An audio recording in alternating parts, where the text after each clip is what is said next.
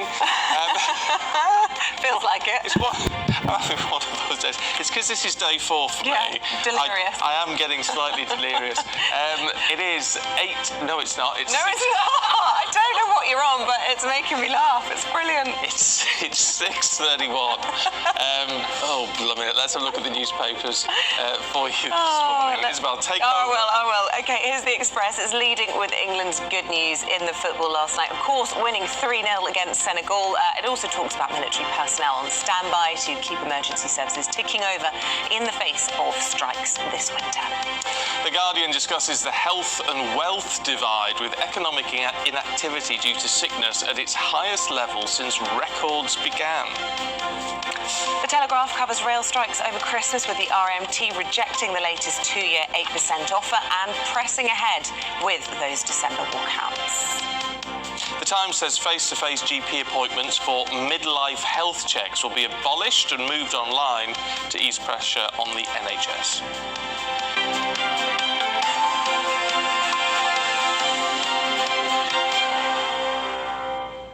So that's how some of your front pages are shaping up. Let's take a look in more detail now at the insides of the pages. Giggling from the sidelines is the former editor of the Daily Star, Dawn Neeson. Sorry. Good morning. Or is it good evening? Who knows? And we're also joined by the political editor of the Daily Mirror, Ben Glaze. Also in your purple. Well done, guys. All got the memo this morning. Apart from Well, nobody told young me. Mr. Dixon here. That's right. He's on his own little microclimate this morning. I'll take it. I'm in my own world. Yeah.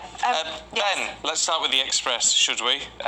Looking at the football. That's right, celebrating England's mighty victory, 3-0 win over Senegal last night. And I have to say, as a Wales fan, I wasn't cheering on the Three Lions last night, but we can all delight in the fact that there's a few more days now until the weekend when hopefully France will knock England. Oh, no, come on.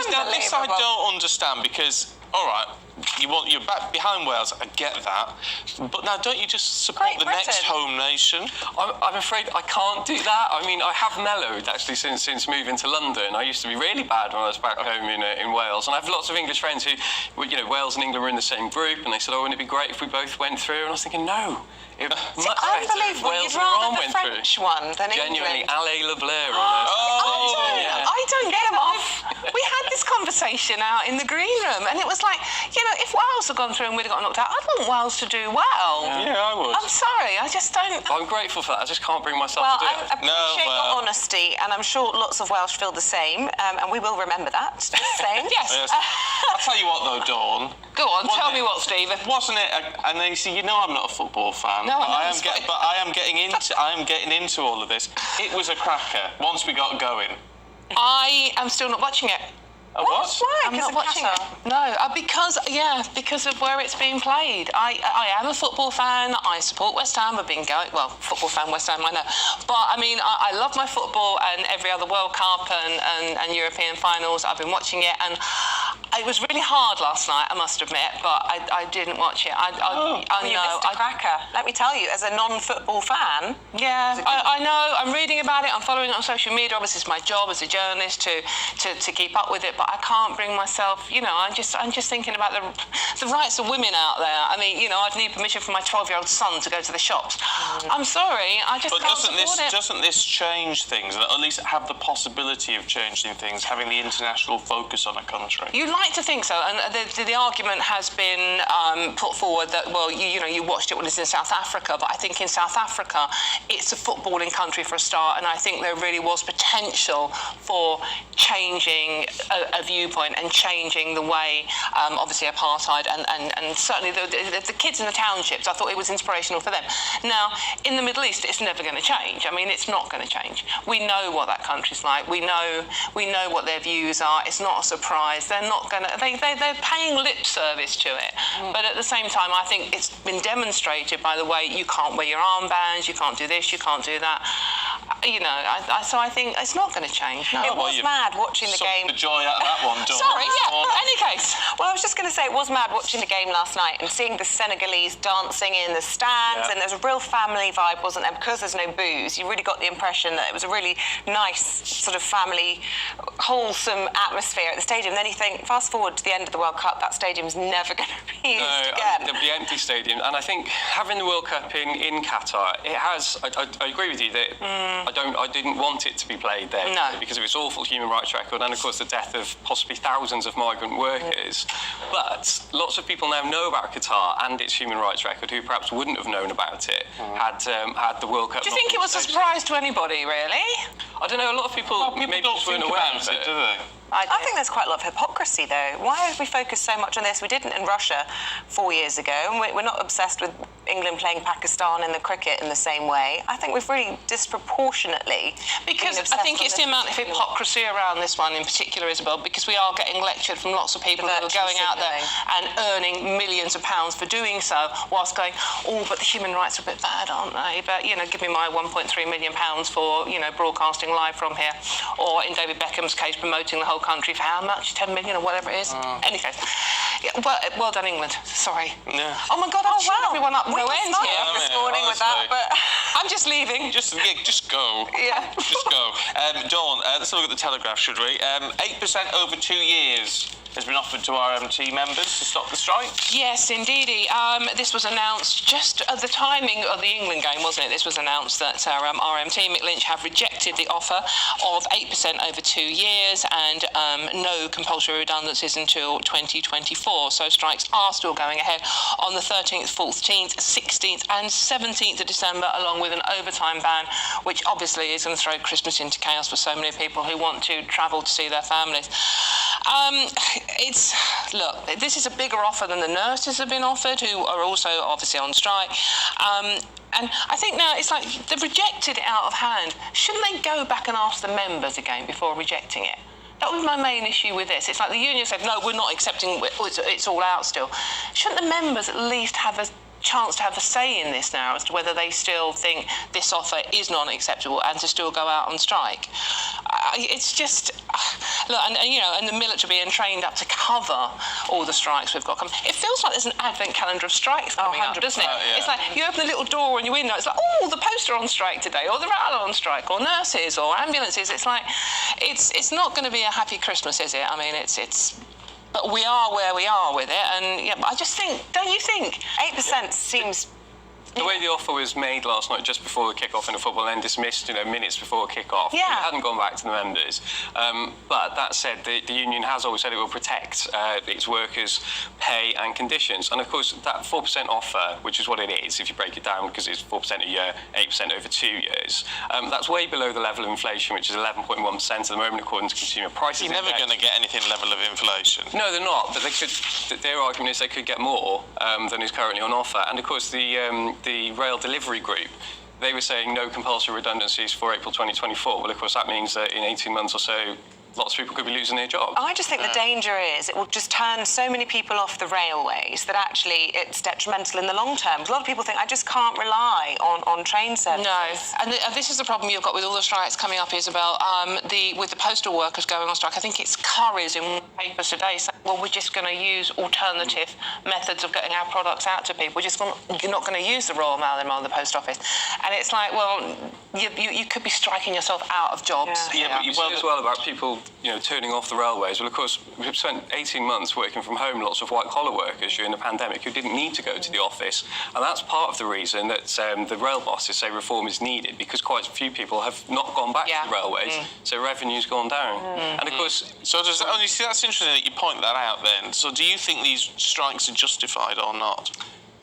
I understand why they're going on strike and why the RMT is calling them out on strike, because they want to protect pay. I also do think reform is needed. You can't carry on some of the practices that have been ingrained for decades, because you have to appreciate that things have changed. Yeah. Well, things that are also changing, according to the Times front page, Ben, are midlife health checks. They're to go digital for GPs. That's right, I didn't realise I was actually eligible for one of these. How old do you have to be? You have to be 40, and unfortunately I hit that particular threshold a couple of months ago. Me too, yeah. Well, I've never had a We're not midlife the right health age check. yet. Oh, We're is not- that no, we're too young. Oh, right, okay. But yeah, so in April 2009, they brought in these health MOTs for people aged between 40 and 74 if you didn't already have a medical condition, which meant you had to go to your doctor regularly so you were seen.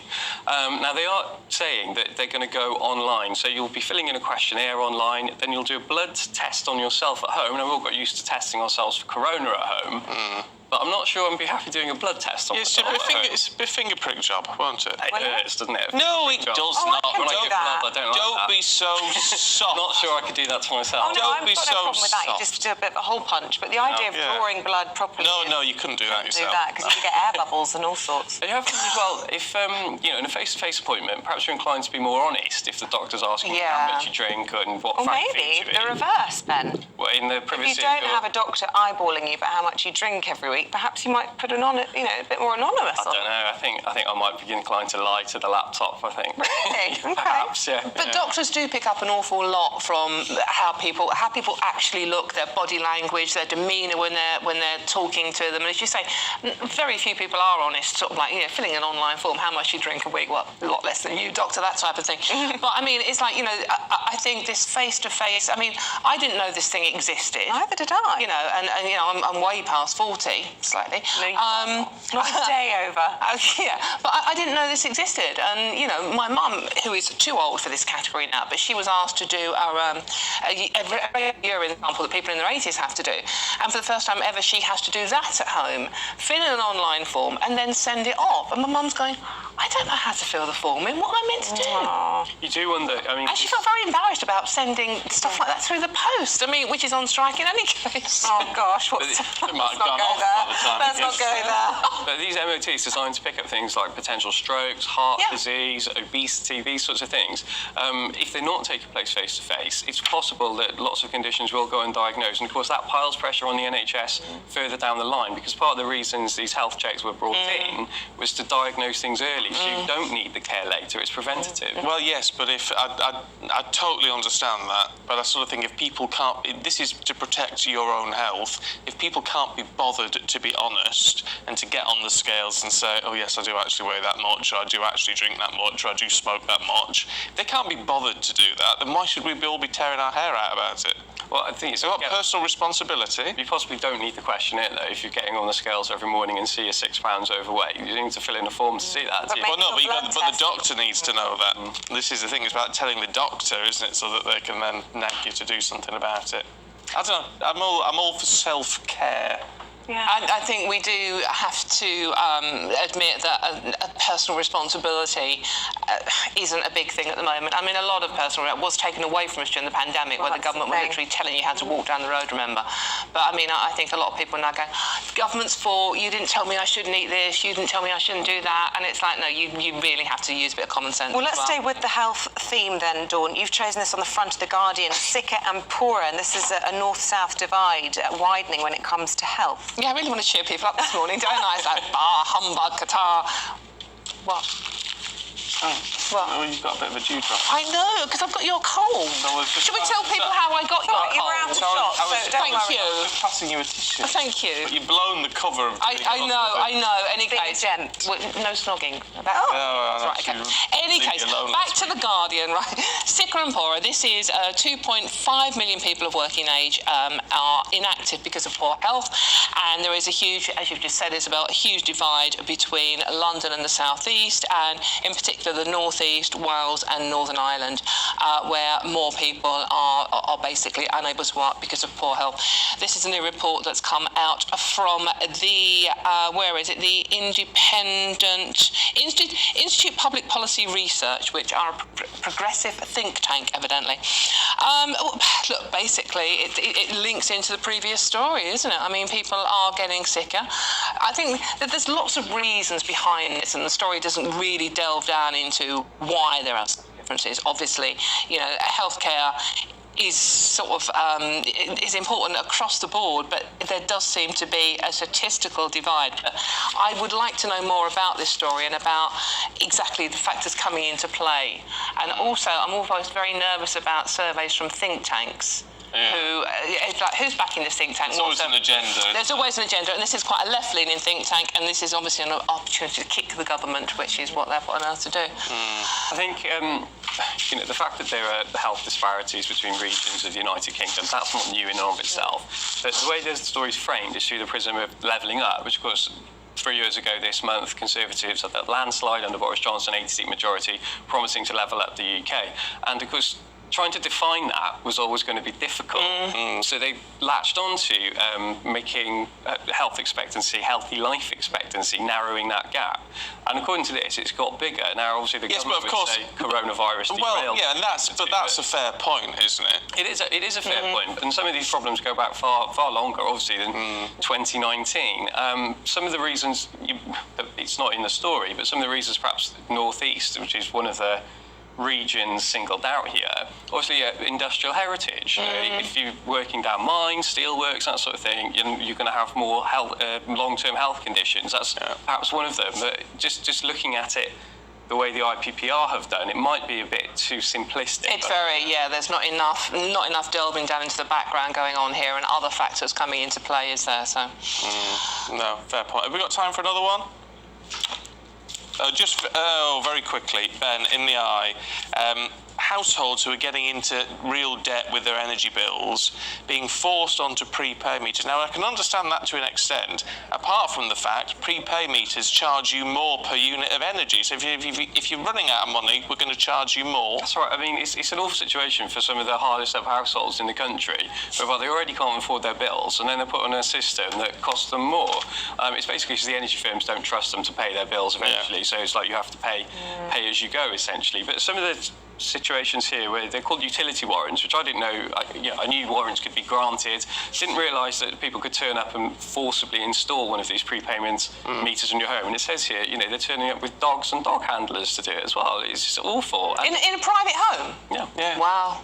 Yeah. Well, I just think now is not. I understand why if people aren't paying, they think prepayment meters. I know why that's happened in the past. But especially at the moment, no, come on. Oh, no, it's frightening, isn't it? Terrible situation. Right, Ben Glaze, Dawn Neeson, thank you so much. We'll go through the papers again with both of them just after 7:30. Thank you.